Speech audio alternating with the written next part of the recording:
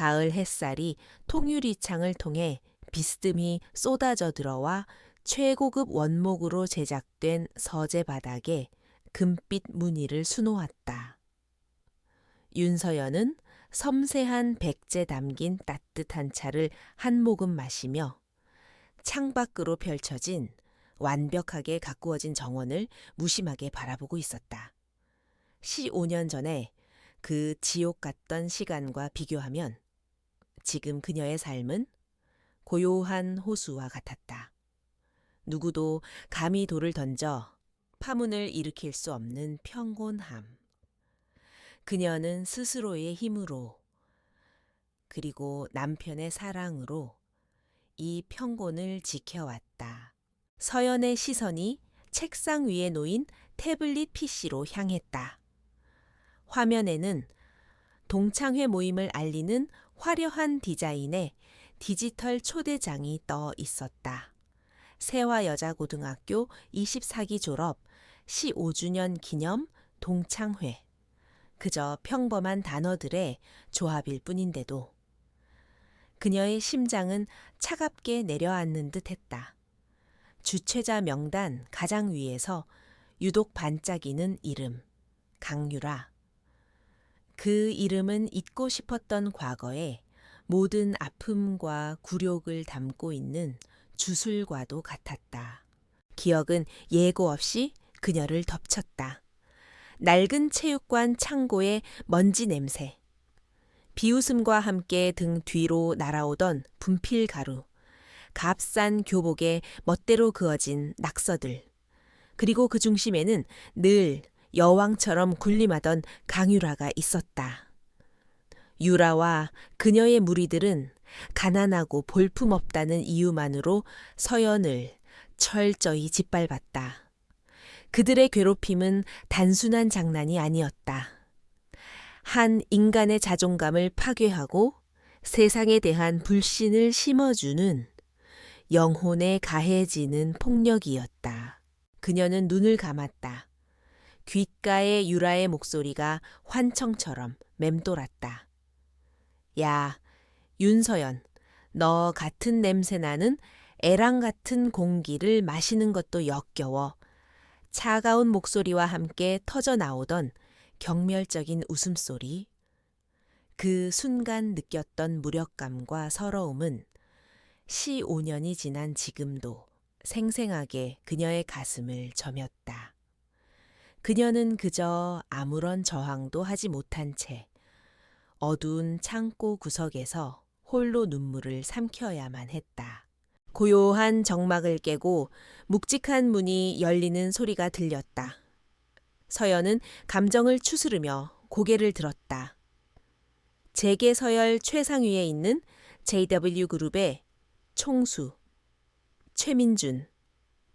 세상 사람들은 그를 냉철한 승부사이자 카리스마 넘치는 리더로 알고 있지만 서연에게 그는 세상에서 가장 다정한 남자이자 든든한 버팀목인 남편이었다. 그는 아내의 미세한 표정 변화를 놓치지 않고 조용히 다가와 그녀의 어깨를 감쌌다. 그의 손길에서 전해지는 온기에 서연은 잠시 눈을 감았다. 민주는 아무것도 묻지 않았다. 그저 그녀의 곁을 지킬 뿐이었다. 그는 아내의 과거에 대해 알고 있었다. 그녀가 얼마나 힘든 시간을 보냈는지, 그 상처가 얼마나 깊은지. 그래서 그는 그녀가 과거를 억지로 마주하게 만들고 싶지 않았다. 서연이 스스로 문을 열고 나올 때까지 묵묵히 기다려주는 것이 그가 그녀를 사랑하는 방식이었다. 무세운 일 있어요. 표정이 안 좋아 보여. 그의 부드러운 목소리가 서연의 마음을 파고들었다. 그녀는 희미하게 미소를 지으며 태블릿 화면을 그에게 보여주었다. 민준의 눈빛이 초대장에 적힌 강유라라는 이름 위에서 잠시 머물렀다. 그의 표정이 순간 차갑게 굳었지만 서연을 바라볼 때는 다시 부드러운 눈빛으로 돌아왔다. 그는 아내가 어떤 감정을 느끼고 있을지 충분히 짐작할 수 있었다. 가고 싶지 않으면 가지 않아도 돼요. 아무도 당신을 비난할 수 없어. 민주는 서연의 머리카락을 부드럽게 쓸어 넘기며 말했다. 그의 말은 진심이었다. 그녀가 원한다면 이 초대장을 영원히 삭제하고 그녀의 삶에서 과거의 그림자를 완전히 지워줄 수도 있었다. 하지만 그는 서연의 눈동자 속에서 단순한 고통 이상의 복잡한 감정이 일렁이는 것을 보았다. 그것은 두려움이면서 동시에 오랫동안 억눌려 왔던 어떤 의지였다. 서연은 고개를 저었다. 아니요, 가야 할 것 같아요. 그녀의 목소리는 떨렸지만 그 안에 담긴 결심은 단단했다. 언제까지나 도망만 칠 수는 없어요. 더 이상 17살의 윤서연이 아니라는 걸 나 자신에게 증명하고 싶어.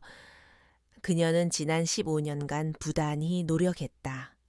최고의 예술 투자 전략가로서 자신의 능력을 증명했고 한 남자의 아내로서 사랑받는 법과 사랑하는 법을 배웠다. 이제 그녀는 더 이상 과거의 상처에 갇혀 있지 않았다. 그녀의 결심을 확인한 민준의 눈빛이 깊어졌다. 좋아요. 당신의 결정을 존중해. 하지만 조건이 있어. 그는 서연의 손을 부드럽지만 단호하게 잡았다.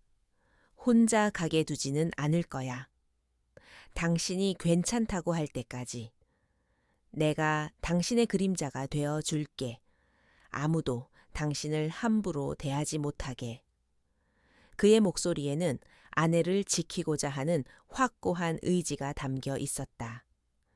세상의 그 어떤 위협도 막아낼 수 있는 강력한 방패가 되어주겠다는 약속이었다. 서연은 남편의 눈을 바라보았다. 그 깊은 눈동자 속에는 오직 자신을 향한 무한한 신뢰와 사랑만이 가득했다.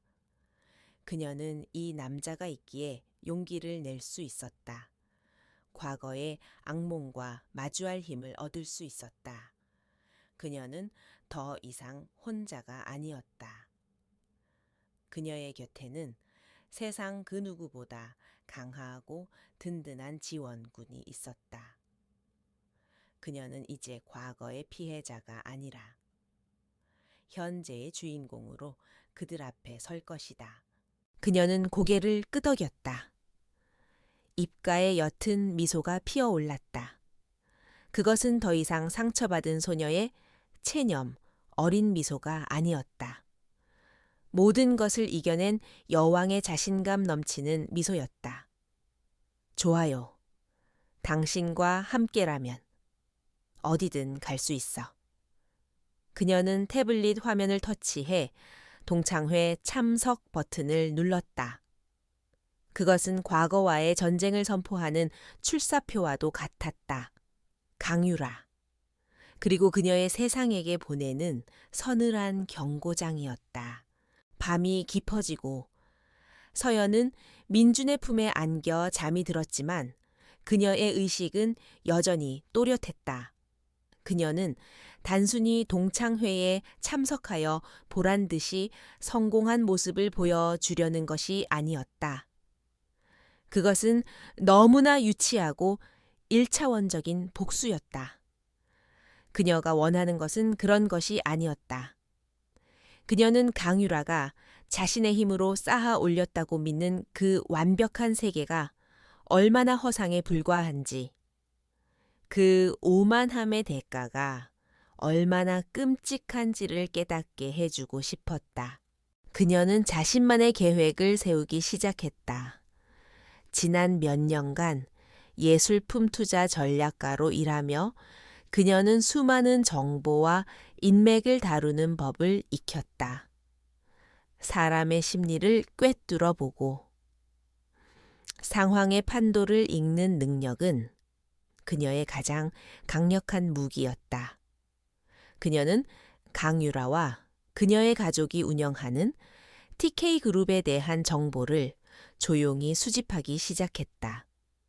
겉으로 보이는 화려함 뒤에 감춰진 추악한 진실을 파헤치기 위한 첫걸음이었다. 민주는 아내의 계획을 눈치챘지만 아무 말도 하지 않았다. 그는 서연이 스스로의 힘으로 상처를 극복하고 일어서길 바랐다. 그가 할 일은 그녀가 마음껏 날개를 펼칠 수 있도록 가장 안전하고 넓은 하늘을 만들어주는 것뿐이었다. 그는 자신의 비서실에 조용히 지시를 내렸다. 윤서연 이사가 필요로 하는 모든 정보를 그 어떤 것이든 제한 없이 제공하라고. 제이베류 그룹의 막강한 정보력이 그녀를 위해 움직이기 시작했다. 동창회가 열리기까지 남은 시간은 일주일. 서연은 낮에는 완벽한 아내이자 유능한 전략가로, 밤에는 과거의 복수를 준비하는 치밀한 계획가로 변신했다. 그녀의 눈빛은 날카롭게 빛났고 모든 행동에는 망설임이 없었다. 그녀는 더 이상 과거의 그림자에 숨어 우는 약한 소녀가 아니었다. 폭풍의 눈을 향해 정면으로 걸어 들어가는 고요하지만 강력한 폭풍 그 자체였다. 그녀의 전쟁은 이미 시작되었다. 동창회가 열리는 장소는 강남 중심계 위치한 5성급 호텔의 최상층 연회장이었다. 화려한 샹들리에가 쏟아내는 눈부신 빛 아래 값비싼 드레스와 정장을 차려입은 사람들이 삼삼오오 모여 샴페인 잔을 부딪히고 있었다. 그들의 얼굴에는 15년 만의 재회에 대한 반가움보다는 서로의 사회적 지위를 가늠질하는 탐색전과 은근한 과시욕이 더 짙게 배어 있었다. 이곳은 추억을 나누는 자리가 아닌 성공을 증명하는 전쟁터와도 같았다. 연회장 문이 열리고 윤서연이 홀로 모습을 드러내자 소란스럽던 공간에 순간적인 정적이 흘렀다. 그녀는 화려한 장식이 주렁주렁 달린 드레스 대신 몸의 선을 우아하게 드러내는 짙은 네이비색의 실크 드레스를 입고 있었다. 과하지 않은 진주 귀걸이와 목걸이가 그녀의 단아한 매력을 더욱 돋보이게 했다. 과거에 주눅 들고 그늘졌던 모습은 온데간데 없었다. 침착하고 기품 있는 걸음걸이, 누구의 시선도 피하지 않는 당당한 눈빛은 그녀가 더 이상 과거의 윤서연이 아님을 명백히 보여주었다. 사람들의 시선이 그녀에게 집중되었다. 놀라움, 호기심, 그리고 약간의 경계심이 뒤섞인 수군거림이 연회장 곳곳에서 퍼져나갔다. 오늘의 주인공이자 여왕으로 군림하던 강유라는 잠시 굳은 표정으로 서연을 바라보다가 이내 특유의 오만한 미소를 지으며 그녀의 무리들을 이끌고 다가왔다. 그녀는 오늘의 승자가 누구인지 다시 한번 각인시켜야 직성이 풀리는 여자였다. 어머, 이게 누구야? 윤서연 아니니 정말 몰라보게 예뻐졌다. 유라의 목소리는 꿀처럼 달콤했지만 그 안에는 날카로운 가시가 숨겨져 있었다. 그녀는 위아래로 서연을 훑어보며 말했다. 하긴 돈이 좋긴 좋구나. 사람이 이렇게 바뀌는 걸 보면 어디 취직했다는 소식도 없던데. 시집은 잘 갔나 봐. 남편은 뭐 하는 사람인데 이렇게 호강시켜준대. 노골적인 조롱과 멸시가 담긴 질문이었다. 주변에 있던 유라의 친구들이 기다렸다는 듯이 웃음을 터뜨렸다. 그들은 15년 전과 조금도 달라지지 않았다. 여전히 강자의 옆에 붙어 약자를 괴롭히며 자신의 존재감을 확인하려는 비겁한 무리일 뿐이었다. 서연은 그들의 비웃음에도 전혀 동요하지 않았다. 그녀는 옅은 미소를 지으며 침착하게 대답했다. 오랜만이야, 유라야. 너는 여전히 그대로구나. 그녀의 차분한 반응에 유라는 순간 할 말을 잃었다. 울거나 당황하며 변명할 것이라 예상했던 서연의 모습이 아니었다. 서연은 샴페인 잔을 우아하게 들어 한 모금 마신 뒤 말을 이었다. 남편은 그냥 평범한 사업가야. 나를 많이 아껴주는 사람이고, 그녀의 목소리는 잔잔했지만 그 안에 담긴 자신감은 유라의 심기를 건드리기에 충분했다. 평범한 사업가라는 말이 유에게는 오히려 더 큰 의심과 질투를 불러일으켰다. 유라는 기어코 서연의 평정심을 무너뜨리고 싶었다. 그녀는 한 걸음 더 다가와 서연의 귓가에 조용히 속삭였다. 평범한 사업가 혹시 나이 많은 배 나온 아저씨는 아니고 너 같은 애가 신데렐라가 되는 건 드라마에나 나오는 얘기잖아. 현실을 알려줄까. 넌 그냥 운 좋게 돈 많은 늙은이 하나 물어서 팔자 고친 것뿐이야. 극도의 경멸이 담긴 말이었다. 연 회장의 시끄러운 음악 소리에 묻혀 다른 사람들은 듣지 못했지만 서연의 귀에는 천둥처럼 날아와 박혔다. 바로 그 순간이었다. 육중한 연 회장 문이 다시 한번 열리고 모든 사람들의 시선을 압도하는 존재감과 함께한 남자가 안으로 들어섰다. 완벽하게 재단된 검은색 맞춤 정장, 흐트러짐 없는 자세, 그리고 주변의 공기마저 얼어붙게 만드는 듯한 냉철한 카리스마. 그는 등장과 동시에 연 회장의 모든 소음과 움직임을 멈추게 만들었다. 사람들은 숨을 죽인 채 저 남자가 누구인지 궁금해하며 시선을 고정했다. 남자는 주변의 시선에는 아랑곳하지 않고 오직 한 사람을 향해 망설임 없이 걸어왔다. 그의 발걸음이 멈춘 곳은 바로 윤서연의 앞이었다. 그는 서연의 허리를 부드럽게 감싸 안으며 다정한 목소리로 물었다. 왜 먼저 들어왔어요? 기다리라고 했잖아요. 무슨 일 있었어요? 그의 눈빛에는 방금 전의 냉철함은 온데간데 없고 오직 아내를 향한 걱정과 따스함만이 가득했다. 연 회장은 충격적인 정적에 휩싸였다. 강유라와 그녀의 친구들은 눈앞의 광경을 믿을 수 없다는 듯 얼어붙었다. 서연이 평범한 사업가라고 말했던 남편이 바로 이 남자란 말인가.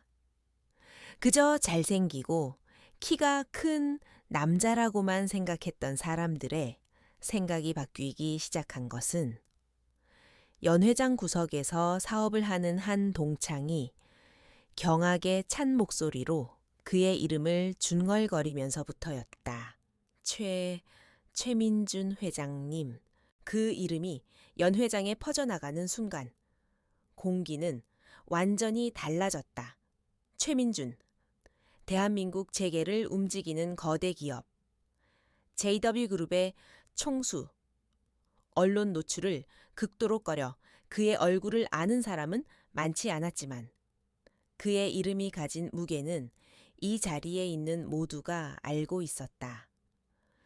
수십조 원의 자산을 움직이는 남자. 대통령조차 함부로 대할 수 없는 살아있는 권력 그 자체였다. 강유라의 얼굴이 새하얗게 질렸다. 그녀의 집안이 운영하는 TK그룹은 JW그룹 앞에서 명함조차 내밀 수 없는 중소기업에 불과했다. 그녀가 그토록 경멸하고 짓밟았던 윤서연이 바로 그 최민준의 아내라는 사실은 그녀의 오만한 세계를 송두리째 뒤흔드는 거대한 충격이었다.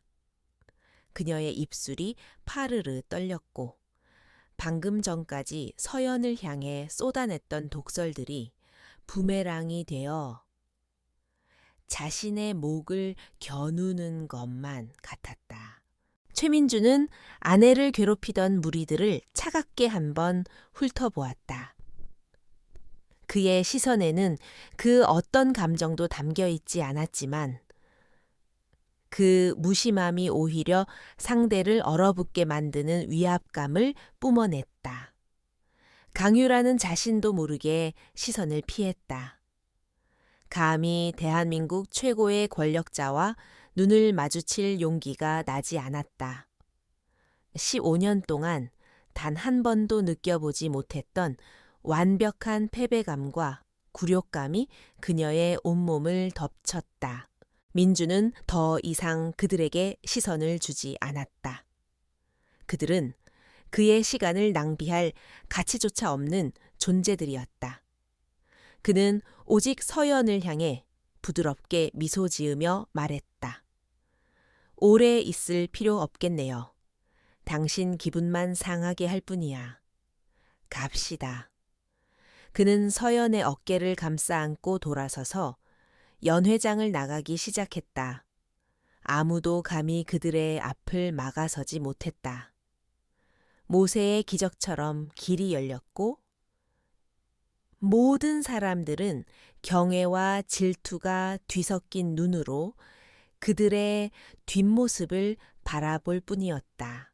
연회장을 나서는 서연의 등은 꼿꼿했다. 그녀는 뒤돌아보지 않았다. 강유라의 무너진 표정을 확인할 필요도 없었다.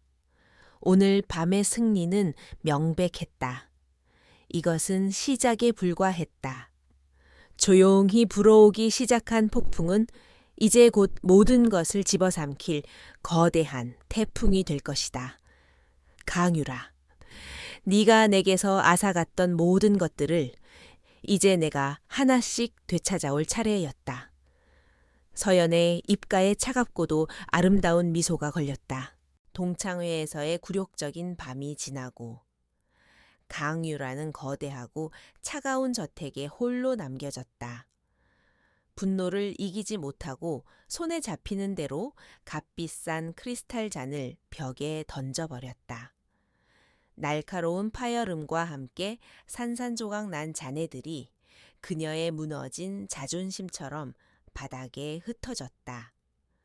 그녀의 완벽했던 세계에 감히 흠집을 낸 윤서연의 얼굴이 떠오를 때마다 온몸의 피가 역류하는 듯한 모멸감이 치밀어 올랐다. 그녀는 늘 모든 것을 발 아래 두고 살아왔다. 태어날 때부터 주어진 부와 미모. 그리고 아버지의 후광은 그녀를 세상의 중심에 서게 했다. 윤서연 같은 존재는 그저 그녀의 위대함을 돋보이게 하는 들러리, 짓밟아도 되는 미물에 불과했다. 그런데 그런 윤서연이 감히 대한민국 정점에 서 있는 남자와 함께 나타나 자신의 얼굴에 똥칠을 했다. 이것은 단순한 해프닝이 아니라 그녀의 인생에 대한 정면 도전이었다. 그녀의 분노는 단순한 질투심에서 비롯된 것이 아니었다.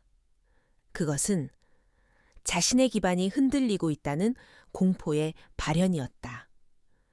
겉으로 보기에 화려한 TK그룹의 마케팅 이사라는 직함과 재벌가 며느리라는 타이틀 뒤에는 금방이라도 무너져 내릴 듯한 위태로운 현실이 숨겨져 있었다.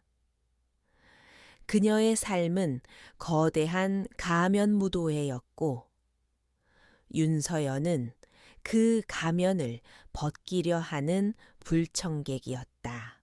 그때 서재문이 거칠게 열리고 아버지인 강 회장이 굳은 얼굴로 들어섰다. 그는 손에 들고 있던 신문을 유라의 얼굴 앞에 집어던졌다. 한 면에는 어젯밤 동창회에 깜짝 등장한 JW그룹 최민준 회장과 그의 아내에 대한 가십성 기사가 실려 있었다. 기사에는 유라의 이름이 직접적으로 언급되지는 않았지만 TK그룹의 딸이 초에 회장의 아내에게 굴욕을 당했다는 소문은 이미 여의도 증권계에 파다하게 퍼져 있었다. 이게 어떻게 된 일이냐? 내게 주어진 임무가 뭔지 잊었어. 어떻게든 JW그룹과 연을 만들어 우리 회사의 유동성 위기를 막아냈어야지. 고작 동창회에 가서 망신이나 당하고. 와, 강 회장의 목소리에는 실망과 분노가 가득했다. TK그룹은 무리한 사업 확장으로 인해 심각한 자금난에 시달리고 있었고 강 회장은 딸의 인맥을 이용해 위기를 타개하려는 속셈이었다. 유라는 입술을 깨물었다. 그녀는 아버지의 사업 도구로 취급받는 자신의 처지가 지긋지긋했다. 그녀 역시 이 위기를 알고 있었기에 어떻게든 최민준 회장에게 접근하려 했던 것이다. 하지만 그 기회를 윤서연이 송두리째 앗아갔다. 그녀는 변명 대신 오히려 분노를 터뜨렸다. 제가 뭘 어쨌다고요? 그 계집애가 작정하고 저를 물먹인 거라고요. 아버지야말로 지금 우리 회사가 얼마나 위험한지 아시잖아요. 그들의 대화는 언제나처럼 서로에게 상처만 남긴 채 끝이 났다.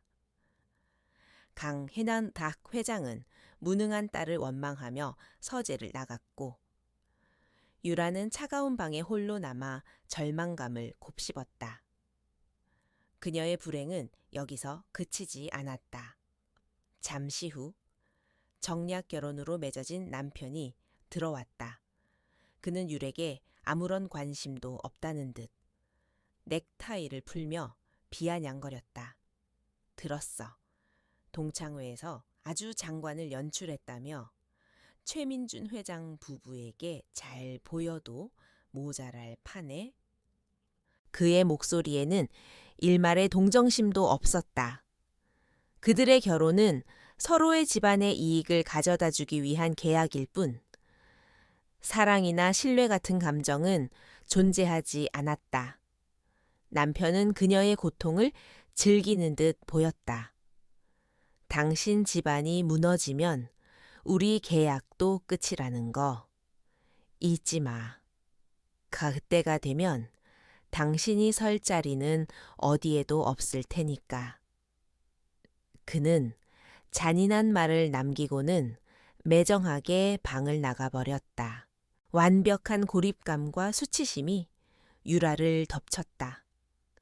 아버지에게는 무능한 딸, 남편에게는 쓸모없는 아내, 그녀가 그토록 지키고 싶었던 모든 것들이 신기루처럼 사라지고 있었다.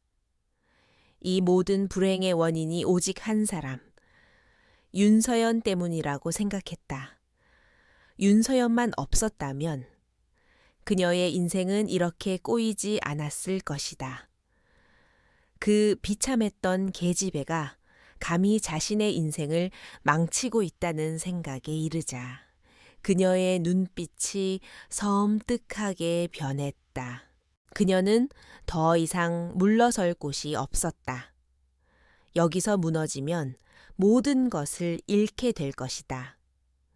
그녀는 자신의 자리와 자존심을 지키기 위해 싸워야 했다.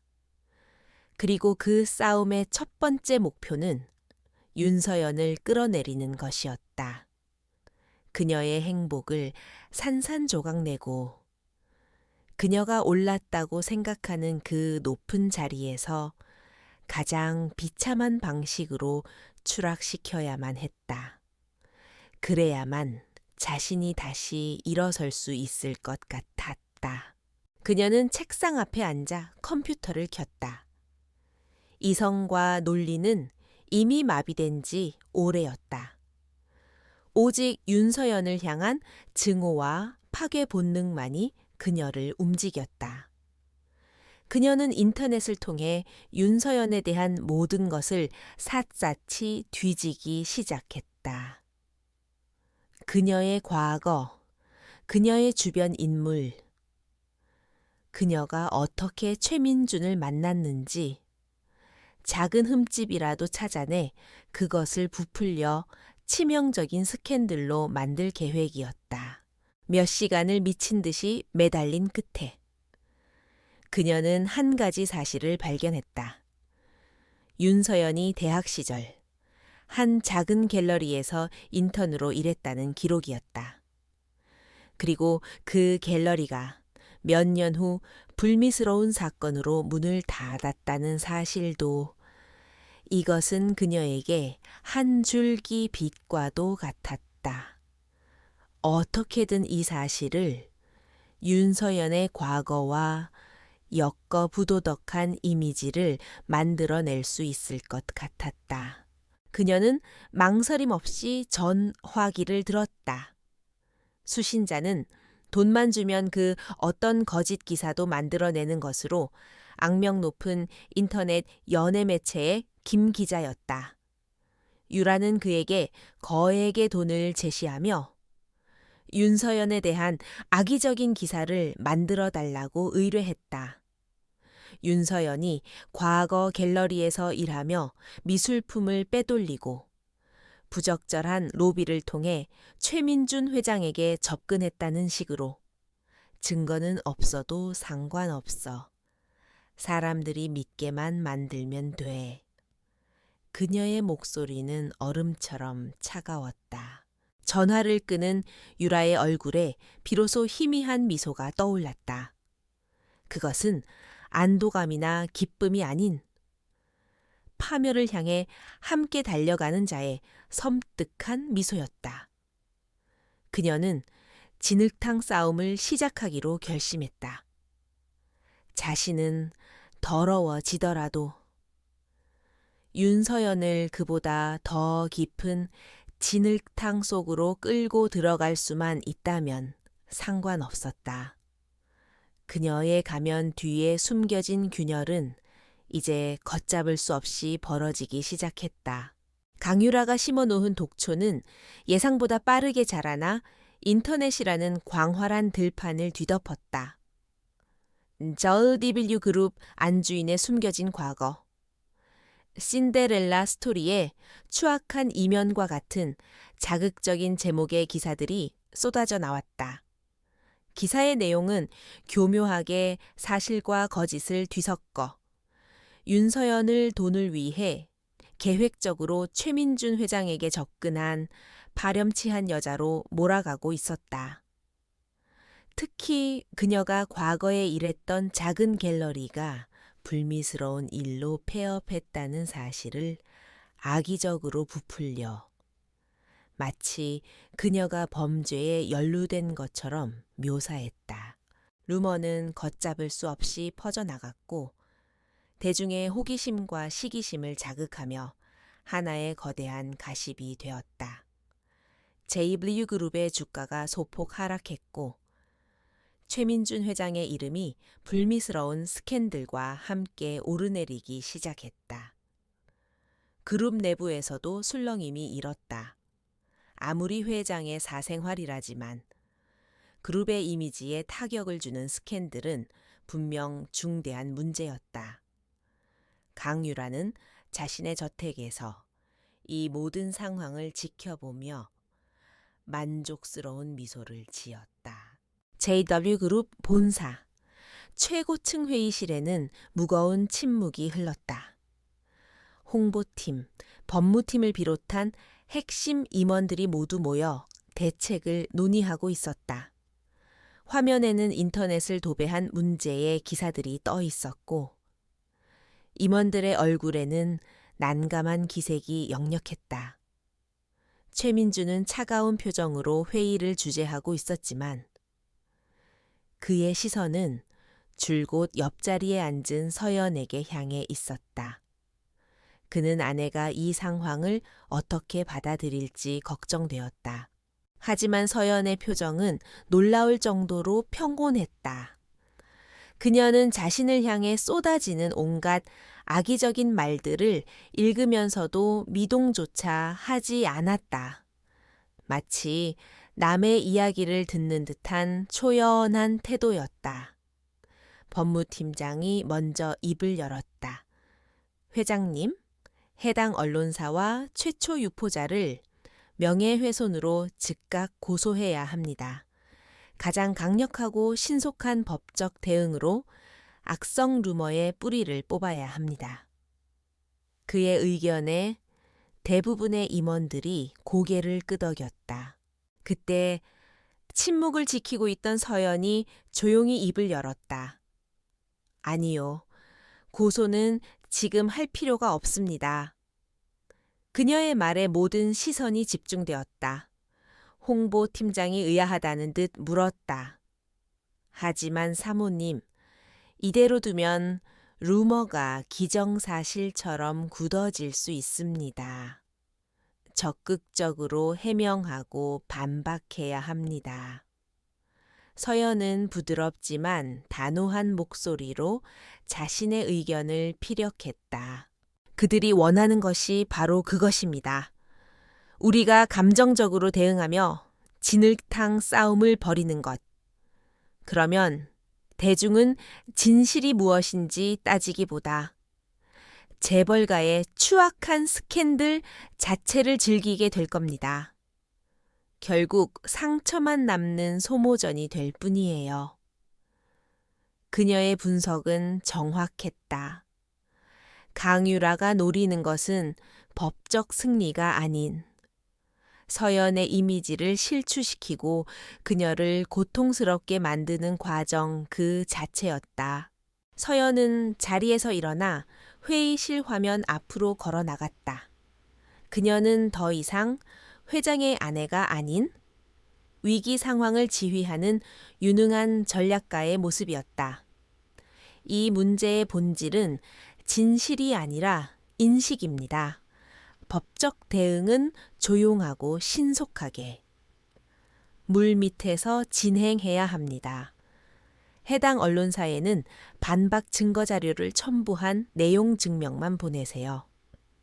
기사를 내리지 않으면 우리가 가진 모든 수단을 동원해 언론사의 존폐를 위협할 것이라는 경고와 함께 그녀의 목소리에는 서늘한 힘이 실려 있었다. 이어서 그녀는 홍보팀을 향해 말했다. 그리고 우리는 대중의 인식을 다른 곳으로 돌려야 합니다. 싸우는 대신 보여주는 거죠. 그녀는 자신의 태블릿을 화면에 연결했다. 화면에는 국내에서 가장 권위 있는 경제 월간지의 로고가 떠올랐다. 제가 이 잡지와 단독 인터뷰를 하겠습니다. 주제는 제 스캔들에 대한 해명이 아닙니다. 임원들의 눈이 휘둥그레졌다. 서연은 말을 이었다. 주제는 미술 투자 시장의 미래와 JW그룹의 문화, 경영 비전입니다. 저는 이 인터뷰를 통해 제가 단지 회장님의 아내가 아니라 이 분야의 전문적인 식견과 비전을 가진 독립적인 인격체라는 것을 증명할 겁니다. 저에 대한 대중의 인식을 가십의 주인공에서 유능한 전문가로 바꾸는 겁니다. 사람들은 추한 스캔들보다 품격 있는 성공 스토리에 더 열광하기 마련이지요. 회의실 안에 모든 사람들이 그녀의 전략에 감탄했다. 최민준의 입계는 자신도 모르게 자랑스러운 미소가 번졌다. 그는 아내가 이토록 강하고 지혜로운 사람이라는 것을 다시 한번 깨달았다. 그는 힘주어 말했다. 윤 이사님의 의견대로 진행합시다. 모두 윤 이사님의 지시에 따라 일사불란하게 움직여 주시기 바랍니다. 그는 아내를 사모님이 아닌 윤 이사라고 부름으로써 그녀의 전문성을 공식적으로 인정하고 힘을 실어주었다. 서연의 반격은 신속하고 정확하게 이루어졌다. 법무팀이 보낸 내용 증명에 겁을 먹은 인터넷 언론사는 하루 만에 모든 관련 기사를 삭제하고 사과문을 올렸다.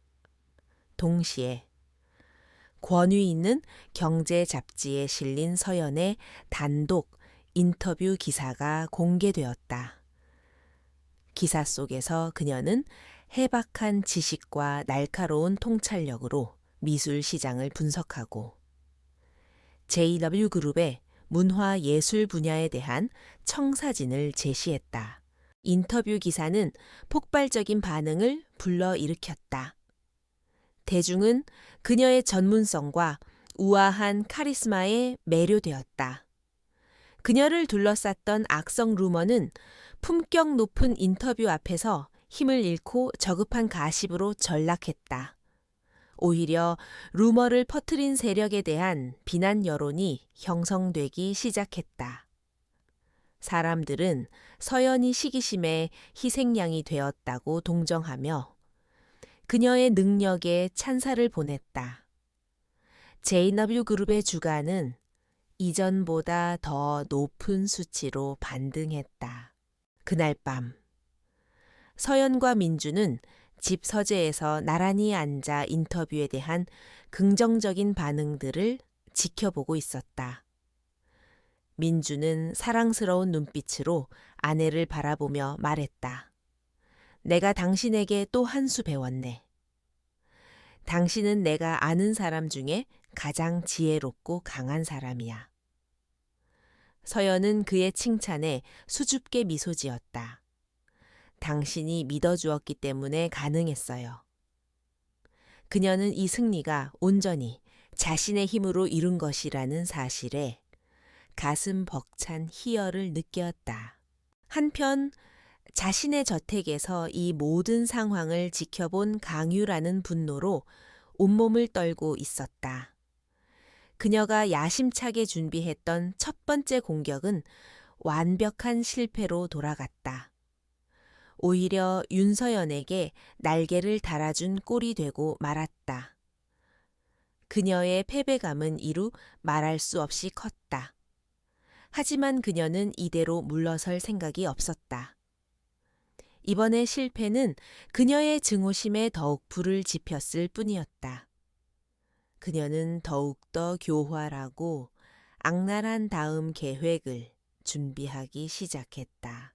강유라의 첫 번째 공격을 성공적으로 막아냈지만 윤서연은 잠시도 긴장의 끈을 놓지 않았다. 그녀는 유라의 성격을 누구보다 잘 알고 있었다. 한번 먹잇감을 정하면 절대 포기하지 않는 잔인한 포식자.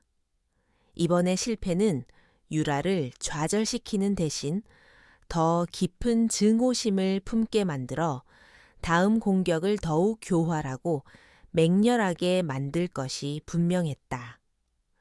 수세에 몰려 방어만 하는 것은 결국 패배로 이어질 뿐이었다. 진정한 승리를 위해서는 먼저 움직여야 했다. 그녀는 남편의 서재 한쪽을 자신만의 작전 지휘소로 만들었다. 최민준이 제공한 JW그룹의 정보 분석팀은 그녀의 손과 발이 되어 움직였다. TK그룹의 지난 10년간의 재무제표, 주주 변동 내역, 계열사 현황, 그리고 강 회장 일가의 모든 자금 흐름에 대한 방대한 데이터가 그녀의 앞에 펼쳐졌다. 그것은 강유라라는 괴물을 만들어낸 거대한 성의 설계도와도 같았다. 서연은 그 성의 가장 취약한 부분을 찾아내 무너뜨릴 생각이었다. 며칠 밤낮으로 그녀는 데이터와 씨름했다.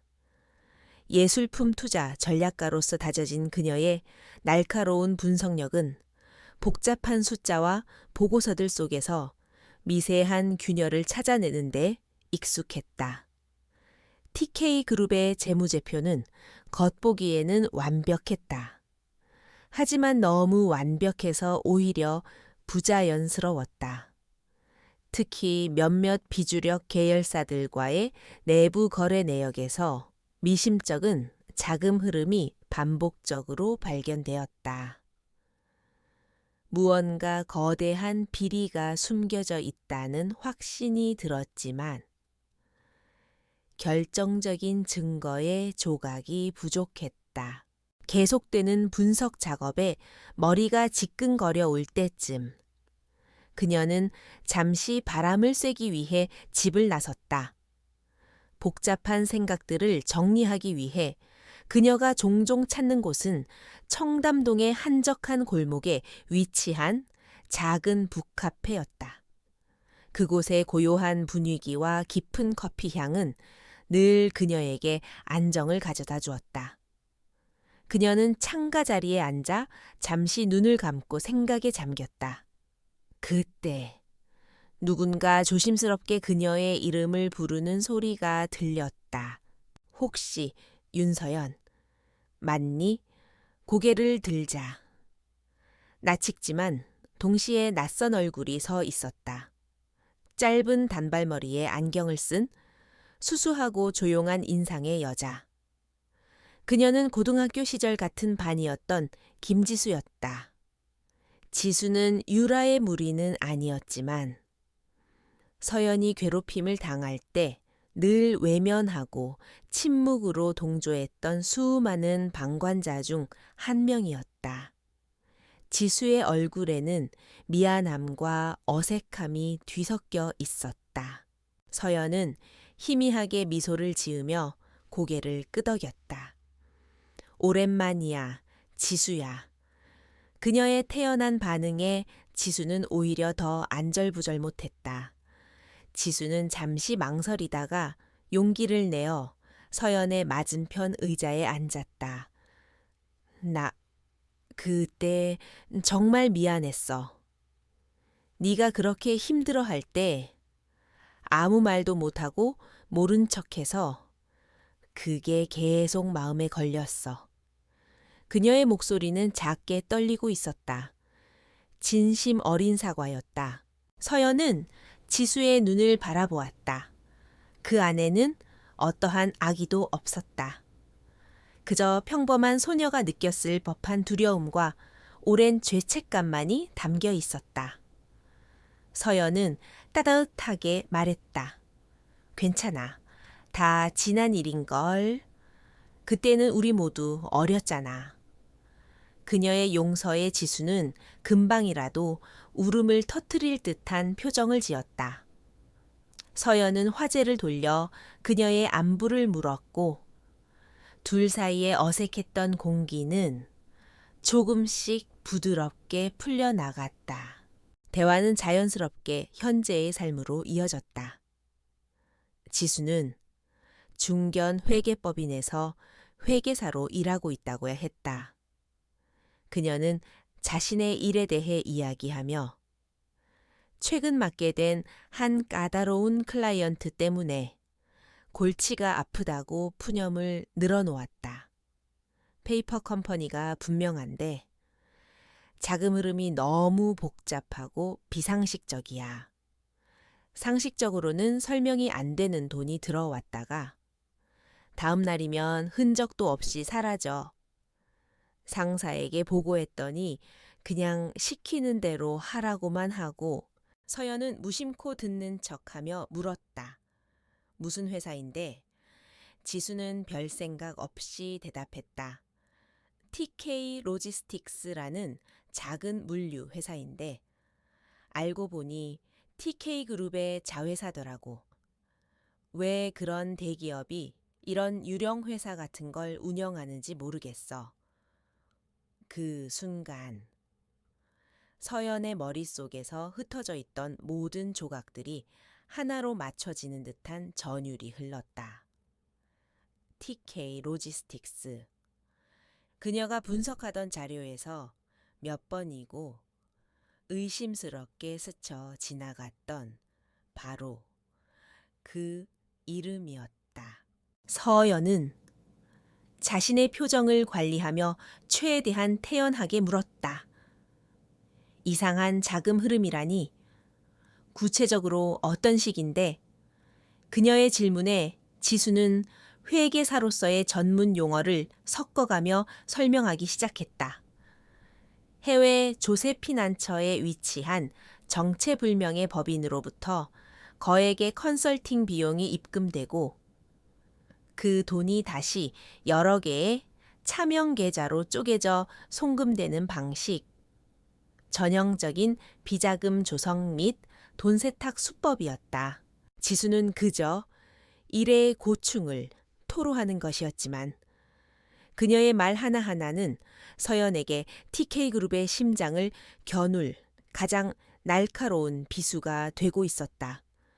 서연은 지수를 위험에 빠뜨리지 않기 위해 더 이상 깊게 묻지 않았다. 대신 진심으로 그녀를 위로하며 언젠가 식사 한번 같이 하자는 약속을 하고 헤어졌다. 지수는 서연의 따뜻한 태도에 감동하며 오랜 마음의 짐을 던 것 같아 한결 가벼워진 표정이었다. 카페를 나선 서연의 발걸음은 집으로 향하는 내내 그 어느 때보다 빠르고 단호했다. 이것은 단순한 우연이 아니었다. 과거의 인연이 현재의 복수를 위한 열쇠를 쥐어준 운명적인 만남이었다. 그녀는 지휘소로 돌아오자마자 TK 로지스틱스에 대한 모든 자료를 다시 화면에 띄웠다. 지수가 던져준 비자금이라는 키워드를 가지고 자료를 다시 검토하자. 이전에는 보이지 않던 연결고리들이 선명하게 드러나기 시작했다. 강유라의 오만함의 원천이자 TK그룹의 근간이라고 믿었던 그들의 부는 사실상 불법과 탈법으로 쌓아 올린 모래성이었다. 그리고 서연은 이제 그 성의 가장 약한 부분을 정확히 찾아냈다. 그녀의 입가에 차가운 미소가 걸렸다. 이제 본격적인 사냥을 시작할 시간이었다. 그녀는 전화기를 들어 JW그룹의 법무팀장에게 연결했다.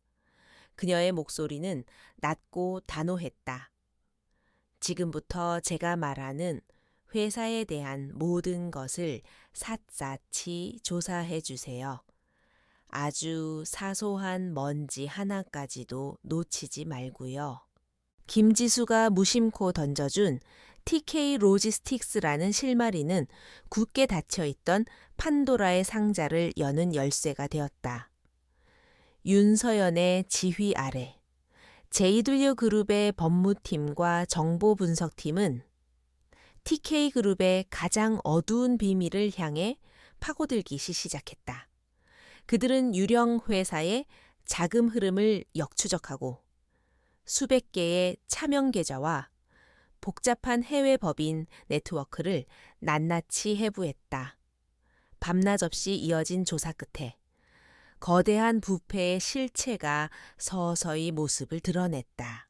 TK 로지스틱스는 강 회장 일가의 개인 금고이자 돈 세탁 공장이었다.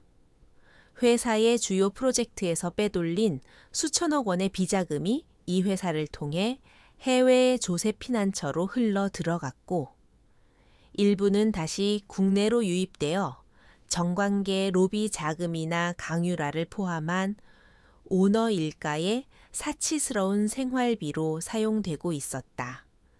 서연의 책상 위에는 강 회장의 탐욕과 불법을 증명하는 완벽한 증거 자료들이 산처럼 쌓여갔다.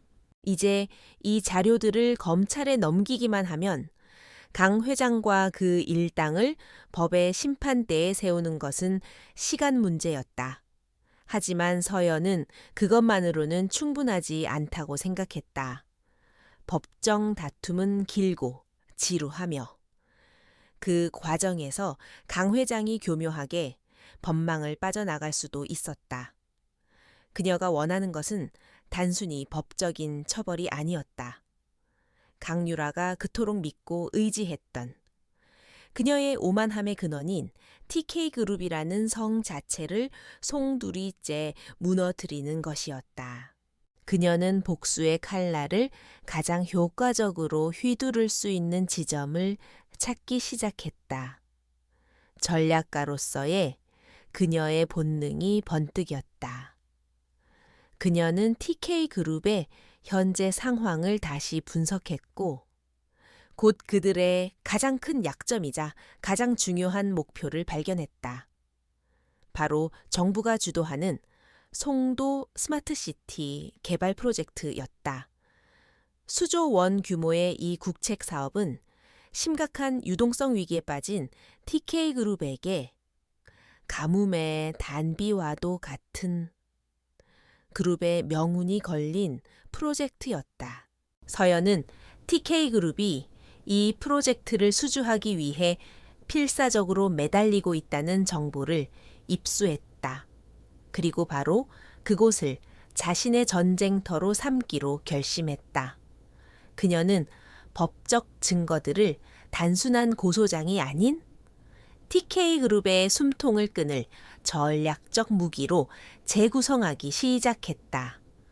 그녀는 단순히 폭로하는 것이 아니라 가장 극적인 순간에 가장 치명적인 방식으로 그들을 무너뜨릴 완벽한 시나리오를 설계했다. 며칠 후 서연은 완성된 작전 계획서를 들고 최민준의 집무실을 찾았다. 민준은 아내가 가져온 서류를 받아들고 처음에는 의아한 표정을 지었다. 하지만 페이지를 한 장 한 장 넘길수록 그의 표정은 놀라움으로 그리고 인내 깊은 감탄으로 변해갔다. 그것은 단순한 복수 계획이 아니었다. 금융, 법률, 여론전, 그리고 기업 전략이 완벽하게 결합된 하나의 거대한 전쟁 시나리오였다. 서연의 계획은 치밀하고 대담했다.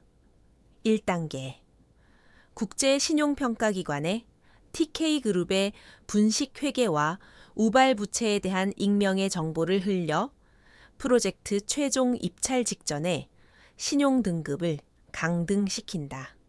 2단계 JDW그룹이 가진 언론 네트워크를 이용해 경쟁사의 안정성과 투명성을 부각시키는 기사를 내보내 TK그룹과 미묘한 대조를 이룬다. 3단계 그리고 마지막 결정타. 모든 언론과 관계자들이 모인 최종 프레젠테이션 현장에서 비자금의 흐름과 사용처에 대한 핵심 증거를 터뜨리는 것이었다. 민주는 마지막 장을 덮고 한동안 말을 잇지 못했다. 그는 눈앞의 아내를 새로운 눈으로 바라보았다. 늘 보호해주고 싶었던 여리고 가녀린 존재가 아니었다. 거대한 적을 앞에 두고도 흔들림 없이 냉철하게 전략을 세우는 위대한 지휘관의 모습이었다.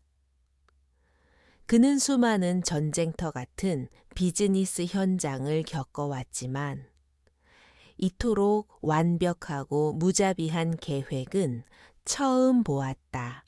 그는 자리에서 일어나 서연에게 다가와 그녀의 두 손을 잡았다. 그의 눈에는 사랑을 넘어선 깊은 존경심이 담겨 있었다. 서연 씨, 나는 당신이 단지 현명한 사람이라고만 생각했어. 하지만 틀렸네. 당신은 위대한 전략가야. 우리 회사의 그 어떤 임원도 당신처럼 이런 계획을 세우지는 못할 거야. 그의 목소리에는 진심 어린 경외감이 묻어났다. 그는 서연을 자신의 의자에 앉히고 그녀의 어깨에 손을 얹었다. 지금부터 JW그룹의 비상대책위원회는 당신이 지휘하도록 해. 그룹의 모든 자원과 인력을 당신의 뜻대로 움직여. 나는 당신의 가장 충실한 부관이 되어줄게. 당신의 전쟁을 승리로 이끄는 것이 이제 나의 가장 중요한 임무야. 그는 아내를 자신의 아래에 두는 대신 동등한 파트너 혹은 그 이상의 존재로 인정했다. 그들의 관계는 이 순간을 기점으로 더욱 단단하고 깊어졌다. 서연은 남편의 절대적인 신뢰에 가슴이 뭉클해졌다. 그녀는 더 이상 과거에 상처 입은 피해자가 아니었다. 그녀는 자신의 운명을 스스로 개척하고 자신을 괴롭혔던 거대한 악에 맞서 싸우는 주체적인 전사였다. 그녀는 고개를 끄덕였다. 그녀의 눈빛은 그 어느 때보다 단단하고 차갑게 빛나고 있었다. 고마워요. 그럼 지금부터 시작하겠습니다. 그녀는 집무실 전화를 들어 비서실장에게 연결했다. 그녀의 목소리는 낮고 침착했지만 그 안에 담긴 무게감은 회의실 전체를 압도했다. 지금 즉시 국제신용평가기관 S&P의 아시아 지부장과 연결해 주십시오. 익명의 제보가 있다고 전하세요. 수화기를 내려놓는 그녀의 모습은 마치 거대한 오케스트라의 시작을 알리는 지휘자와도 같았다.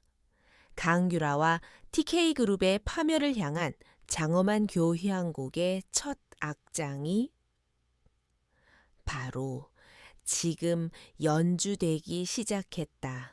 윤서연이 계획한 교향곡의 1악장이 연주되자 금융시장은 즉각적으로 반응했다.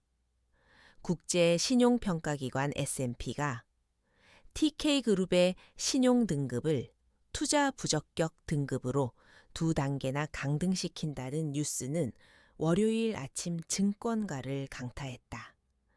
사유는 불투명한 자회사 운영과 잠재적 우발 부채에 대한 신뢰도 하락.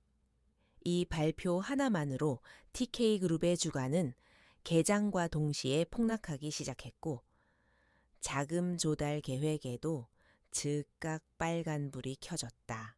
TK그룹 본사는 벌집을 쑤셔놓은 듯한 혼란에 빠졌다. 강 회장은 임원들을 향해 고함을 지르며 책상을 내리쳤고 채권단과 은행에서는 빗발치는 문의 전화에 업무가 마비될 지경이었다. 강유라는 새하얗게 질린 얼굴로 자신의 사무실에서 주가 그래프가 수직으로 추락하는 것을 속수무책으로 지켜보고 있었다.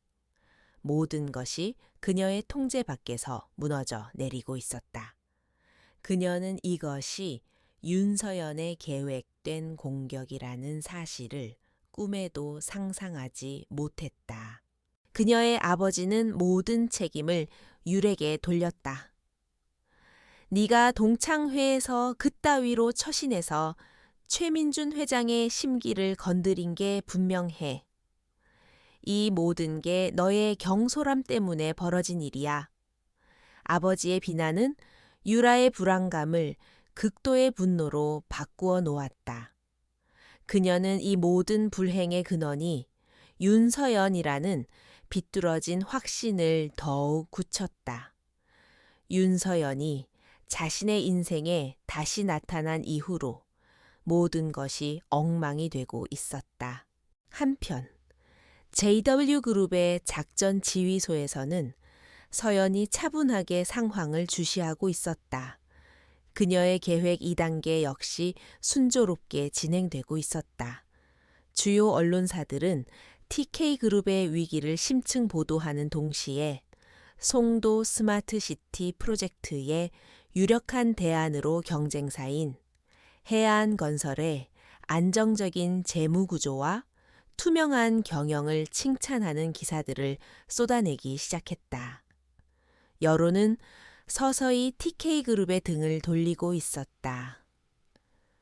최민주는 아내의 지휘 아래 일사불란하게 움직이는 팀원들과 그녀의 모습을 보며 거대한 폭풍의 눈 한가운데에 서 있는 듯한 경이로움을 느꼈다. 절망의 늪에 빠진 유라는 이성적인 판단력을 완전히 상실했다. 회사의 위기를 수습할 생각은 하지 않고 오직 윤서연에게 복수할 생각에만 사로잡혔다. 그녀는 윤서연을 사회적으로 매장시킬 마지막 한 방을 준비했다. 회사의 위기 상황을 틈타 거액의 자금을 빼돌려 흥신소에 의뢰했고 그들은 윤서연의 비참했던 과거를 샅샅이 뒤져 몇 가지 자료를 가져왔다. 유라는 손에 쥔 자료들을 보며 회심의 미소를 지었다. 금방이라도 쓰러질 듯한 낡고 초라한 판잣집 앞에서 찍힌 서연의 어린 시절 사진. 그리고 돈을 받고 서연을 험담하는 먼 친척의 목소리가 담긴 조작된 녹음 파일. 유라는 이 자료들을 송도 스마트시티 프로젝트 최종 프레젠테이션 현장에서 모든 사람이 보는 앞에 터뜨릴 계획이었다.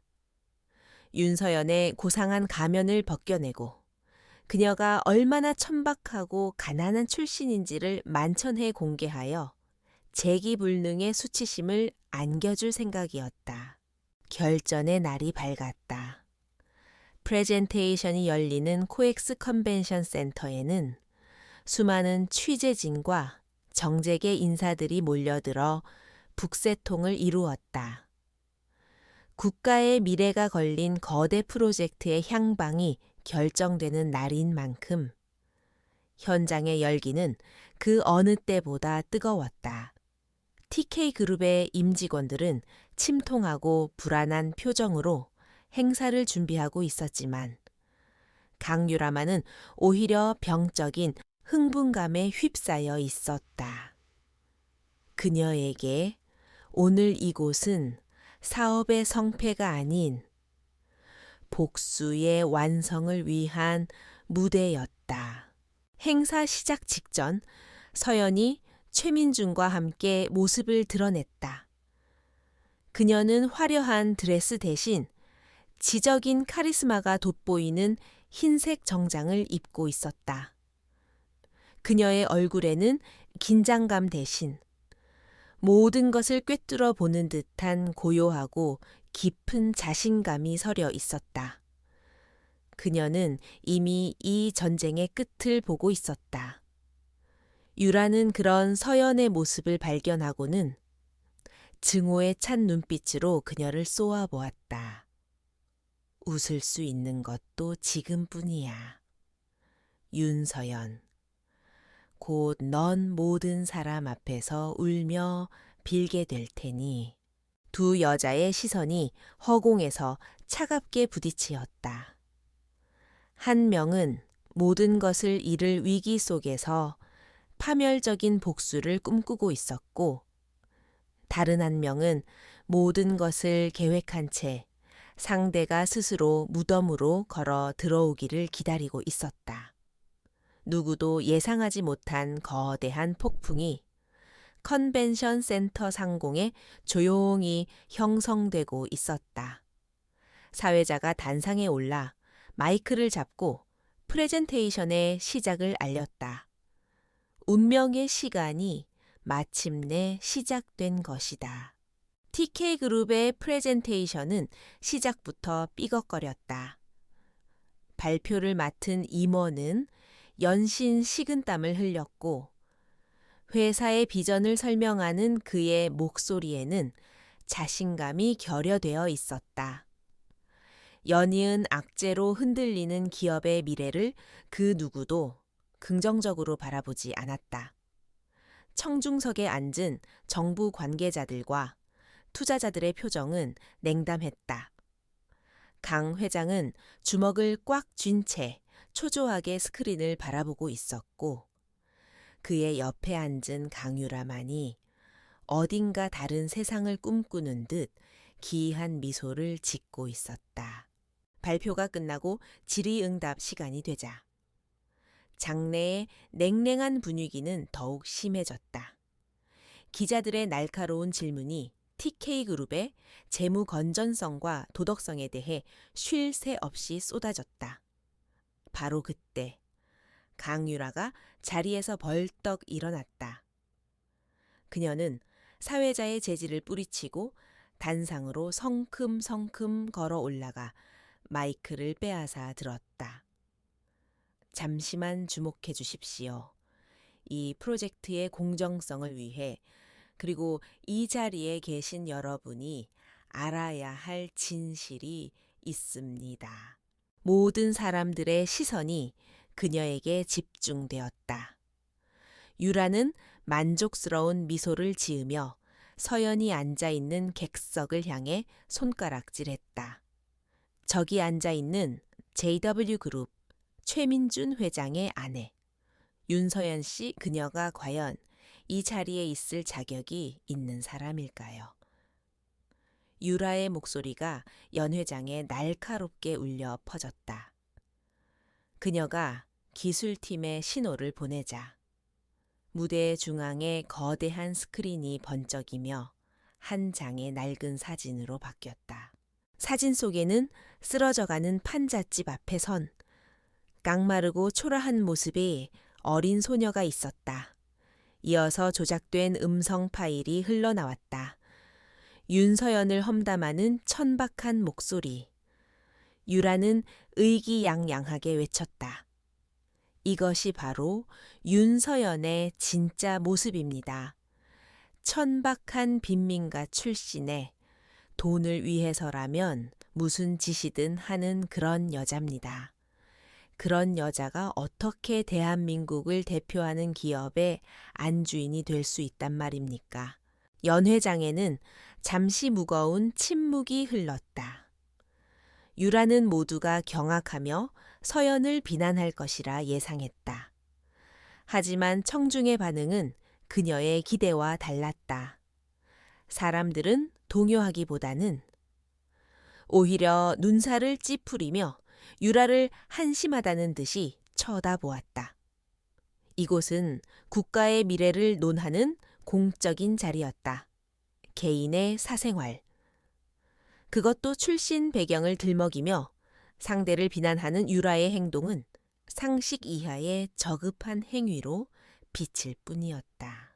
서연은 자리에서 일어나지 않았다. 그녀는 자신을 향해 쏟아지는 동정 어린 시선과 유라를 향한 경멸적인 시선을 담담하게 받아들였다. 그녀의 얼굴에는 수치심이나 분노 대신 상대를 향한 연민의 감정마저 서려 있었다. 그 평온한 태도가 유라를 더욱 미치게 만들었다. 유라가 무언가 더 폭로하려던 바로 그 순간 서연이 조용히 자리에서 일어났다. 그녀는 천천히 하지만 당당한 걸음으로 단상을 향해 걸어갔다. 그녀는 얼어붙은 유라의 손에서 마이크를 부드럽게 건네받았다. 그리고 잠시 객석을 둘러본 뒤 차분하고 명료한 목소리로 입을 열었다. 강유라 이사님, 저의 불우했던 과거를 상기시켜 주셔서 감사합니다. 맞습니다. 저는 가난한 집에서 태어났고 사진 속의 저 아이는 분명한 저 자신입니다. 그녀의 솔직한 인정에 장내는 더욱 조용해졌다. 그녀는 말을 이었다. 하지만 과거가 부끄러운 사람이 있고 현재가 부끄러운 사람이 있습니다. 강 이사님께서 투명성과 진실을 그토록 중요하게 생각하신다니 오늘 이 자리에서 TK그룹의 투명성에 대해 함께 이야기해 보는 것은 어떻겠습니까? 그녀의 말은 부드러웠지만 그 안에는 강철 같은 힘이 담겨 있었다. 서연이 손가락을 가볍게 튕기자 그녀의 뒤에 있던 거대한 스크린의 화면이 다시 한번 바뀌었다. 이번에 나타난 것은 낡은 사진이 아니었다. TK 로지스틱스 내부 거래 현황이라는 제목 아래 수많은 숫자와 그래프, 그리고 복잡하게 얽힌 자금 흐름도가 화면을 가득 채웠다. 연회장 곳곳에서 경악의 탄성이 터져 나왔다. 서연은 냉철한 분석가의 목소리로 화면의 자료들을 하나씩 설명하기 시작했다. 수천억 원의 비자금이 어떻게 조성되었고 그 돈이 어디로 흘러 들어갔는지 화면은 조세 피난처에 있는 유령 회사의 계좌 내역으로 그리고 강 회장 일가의 차명 계좌 목록으로 계속해서 바뀌었다. 서연의 설명은 명쾌하고 논리적이었으며 모든 주장은 완벽한 증거 자료들로 뒷받침되었다. 마지막으로 신원을 보호하기 위해 음성이 변조된 내부 고발자의 영상 증언이 재생되었다. 그는 TK그룹이 이 송도 스마트시티 프로젝트를 수주하기 위해 조성된 비자금으로 얼마나 광범위한 불법 로비를 벌여왔는지를 상세하게 폭로했다. 연 회장은 아수라장이 되었다.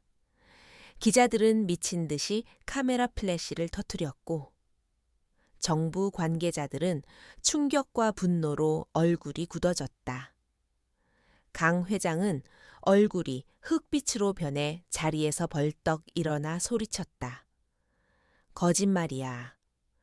저건 전부 조작된 음모야. 하지만 그의 발악은 공허한 메아리로 흩어질 뿐이었다. 바로 그 순간 연 회장의 모든 문이 동시에 열리며 검은 정장을 입은 검찰 수사관들이 들이닥쳤다.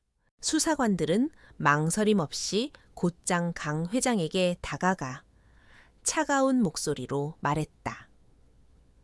특정 경제 범죄 가중처벌, 엘법상 횡령 및 배임, 자본시장법 위반 혐의로 긴급 체포합니다.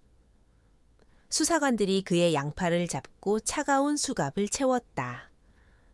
강 회장은 마지막까지 발버둥 쳤지만 건장한 수사관들에게 끌려 나가는 그의 모습은 초라하기 그지없었다. 강유라는 눈앞의 광경을 믿을 수 없다는 듯 그 자리에 못 박힌 채 서 있었다. 그녀가 평생 믿고 의지했던 아버지, 그녀의 세계를 지탱해 주던 거대한 기둥이 한순간에 무너져 내리고 있었다. 그녀의 시선이 단상 위에 서연에게 향했다. 서연은 아무 말 없이 차가운 눈으로 이 모든 상황을 지켜보고 있었다. 그 눈빛을 마주한 순간 유라는 깨달았다. 이 모든 것이 처음부터 끝까지 그녀가 설계한 완벽한 함정이었다는 것을. 유라의 입에서 인간의 것이라고는 믿기 힘든 절망과 공포가 뒤섞인 비명이 터져 나왔다. 수많은 카메라 플래시가 한순간에 무너져 내린 부녀의 모습을 담고 있었다. 그 혼돈의 한가운데 서연은 조용히 단상에서 내려왔다.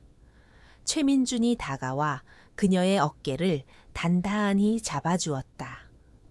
그녀의 길고 길었던 마지막 도박은 완벽한 승리로 끝이 났다. 그녀는 자신의 손으로 직접 과거의 악몽에 종지부를 찍은 것이다. 윤서연이 일으킨 폭풍이 지나간 자리는 처참했다. 강 회장이 체포되는 충격적인 장면은 전국의 모든 뉴스 채널을 통해 생중계되었고, TK그룹 게이트는 대한민국을 뒤흔드는 거대한 스캔들로 번졌다. 다음 날 주식시장이 열리자마자 TK그룹의 주가는 거래 하한가로 추락했고, 연이은 매도 폭탄에 결국 거래가 정지되었다. 수십 년간 쌓아 올린 거대한 제국이 단 하룻밤 사이에 공중분해되기 시작한 것이다. 검찰의 수사는 거침없이 진행되었다. 본사와 계열사에 대한 대대적인 압수수색이 이루어졌고, 강 회장의 비자금 장부와 로비 리스트가 속속들이 발견되었다. 숨겨져 있던 부패의 규모는 예상을 훨씬 뛰어넘는 수준이었고, 정재계의 수많은 인사들이 연루되었다는 사실이 드러나면서 파문은 걷잡을 수 없이 커져갔다. TK그룹은 회생 불가능한 시한부 선고를 받은 것과 다름없었다. 강유라는 자신의 저택에 칩거한 채 악몽 같은 현실을 부정하고 있었다. 그녀는 여전히 아버지가 가진 돈과 권력이 이 모든 것을 해결해 줄 것이라 맹신했다. 그녀는 최고의 변호인단을 선임하고 아는 모든 인맥을 동원해 구명 로비를 시도했다. 하지만 아무도 그녀의 전화를 받지 않았다. TK그룹이라는 침몰하는 배에서 모두가 앞다투어 탈출하고 있을 뿐, 그녀와 함께 가라앉으려는 사람은 아무도 없었다. 가장 먼저 그녀에게 등을 돌린 것은 그녀의 남편이었다. 그는 변호사를 대동하고 저택으로 찾아와 차가운 표정으로 이혼 서류를 내밀었다. 우리 집안에 더 이상 피해를 줄 수는 없겠소? 당신과의 계약은 오늘부로 끝이야. 그는 결혼 전 작성했던 혼전 계약서의 조항들을 들이밀며 유라의 모든 재산을 가압류했다. 그녀가 누리던 모든 부와 명예는 사실상 남편 집안의 것이었기에 그녀는 하루아침에 빈털터리가 될 처지에 놓였다. 절망에 빠진 유라는 마지막 지푸라기라도 잡는 심정으로 친구들에게 연락했다. 동창회에서 그녀의 곁을 지키며 윤서연을 함께 비웃었던 바로 그 친구들이었다. 하지만 돌아오는 것은 차가운 거절뿐이었다. 미안하지만 당분간 연락하지 말아줘. 나까지 검찰 조사받고 싶지는 않거든. 그들은 유라의 고통에는 아랑곳하지 않고 자신에게 불똥이 튈까봐 전전긍긍하며 그녀를 매몰차게 외면했다. 그녀가 믿었던 모든 인간관계는 결국 이해타산으로 얽힌 허상에 불과했다. 얼마 지나지 않아 유라에게도 검찰의 소환장이 날아왔다. 그녀 역시 비자금 조성 과정에 깊숙이 개입했다는 혐의였다. 평생 처음으로 포토라인에 선 그녀는 수많은 기자들의 카메라, 플래시 세례를 받으며 초점 없는 눈으로 검찰청 안으로 들어갔다. 취조실에 차가운 공기와 날카로운 검사의 추궁 앞에서 그녀가 평생을 무기처럼 휘둘러 왔던 오만함과 자존심은 아무런 힘을 발휘하지 못했다. 검사는 그녀가 직접 서명한 허위 마케팅 비용 지출 결의서들을 눈앞에 증거로 제시했다. 그것은 비자금을 세탁하기 위한 명백한 위법 행위였다. 이 서류에 직접 서명하셨습니다. 몰랐다고 발뺌할 생각이십니까? 검사의 섯을 퍼런 추궁에 유라는 온몸이 사시나무처럼 떨리기 시작했다. 그녀는 그제야 깨달았다.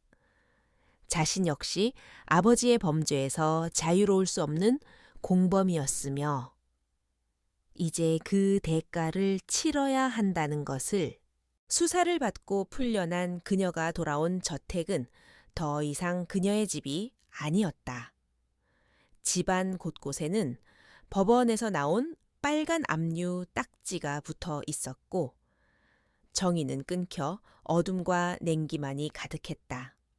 그녀가 아끼던 명품 가방과 보석들, 화려한 가구들은 모두 그녀의 소유가 아니었다. 그녀는 텅 빈 거실 한가운데에 주저앉았다. 화려했던 과거의 모든 순간들이 신기루처럼 아른거렸다. 그녀는 어둠 속에서 윤서연의 얼굴을 떠올렸다.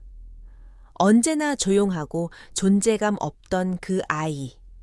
자신이 마음껏 짓밟아도 아무런 저항도 못하던 그 아이가 어떻게 이 모든 것을 계획할 수 있었을까? 그녀는 서연을 시기하고 미워했지만 단 한 번도 그녀를 진정한 상대로 인정한 적이 없었다.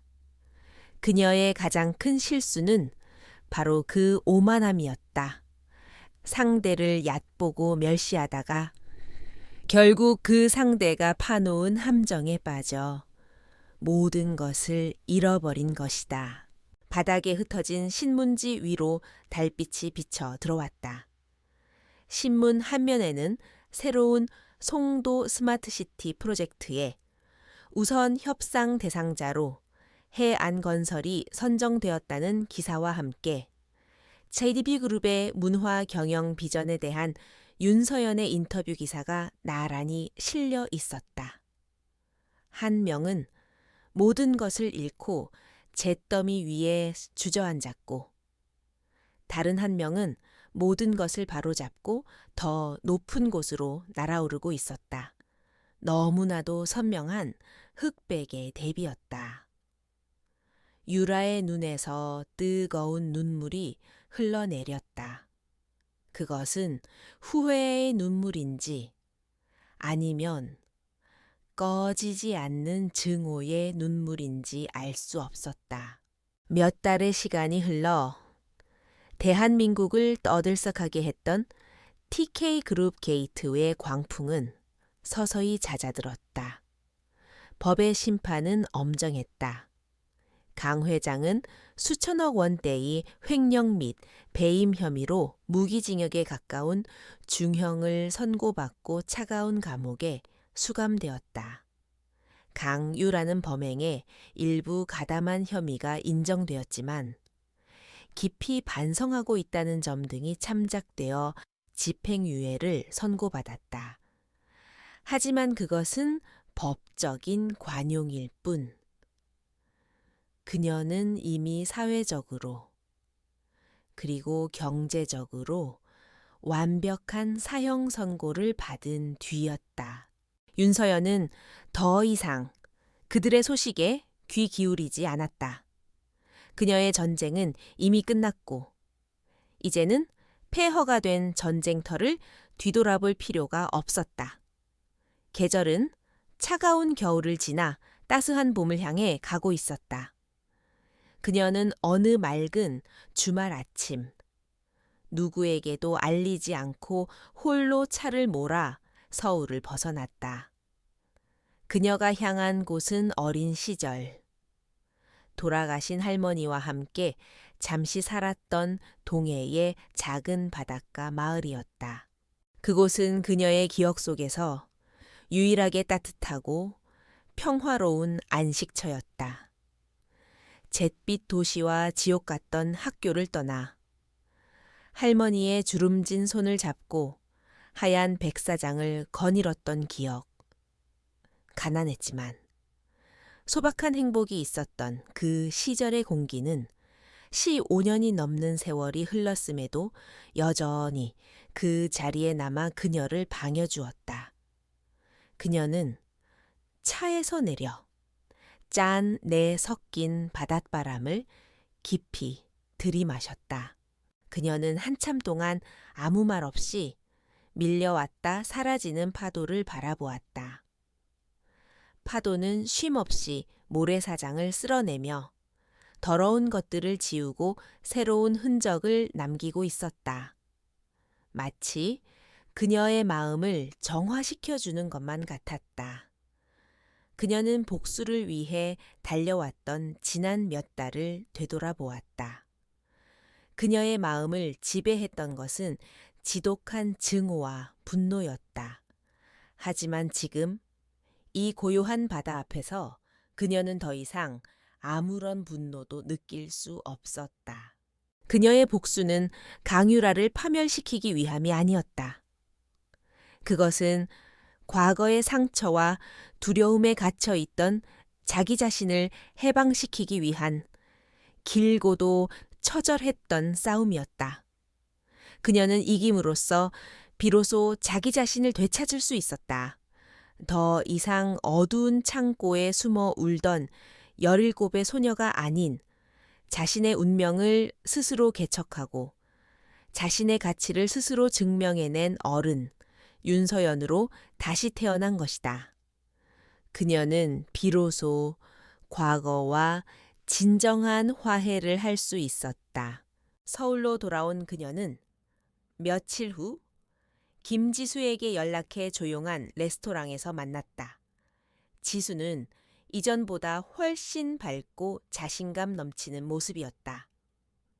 그녀는 서연 덕분에 용기를 내어 회사의 부당한 지시를 거부하고 내부 고발을 통해 회계법인의 비리를 바로잡는 데 큰 역할을 했다고 말했다.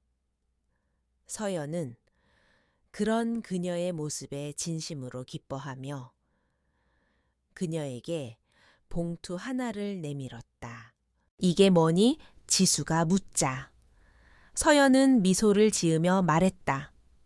얼마 전에 JW그룹에서 문화예술 분야의 영재들을 후원하고 소외계층 아이들의 예술 교육을 지원하는 공익재단을 설립했어. 그 재단의 재무팀장으로 와주었으면 해. 너의 정직함과 용기라면 분명히 잘 해낼 수 있을 거야. 지수는 눈이 동그래지며 놀랐지만 이내 눈물을 글썽이며 서연의 손을 잡았다. 그녀의 인생에 찾아온 기적과도 같은 순간이었다. 그날 밤 서연은 남편과 함께 정원을 거닐었다. 밤하늘에는 별들이 보석처럼 박혀 있었고 부드러운 밤 공기가 두 사람을 감쌌다. 그녀는 민준의 어깨에 기댄 채 조용히 입을 열었다. 나 이제 정말 괜찮은 것 같아요. 마음속에 있던 무거운 돌덩이가 사라진 기분이야. 민주는 그런 그녀를 사랑스럽게 바라보며 그녀의 이마에 부드럽게 입을 맞추었다. 나는 처음부터 알고 있었어.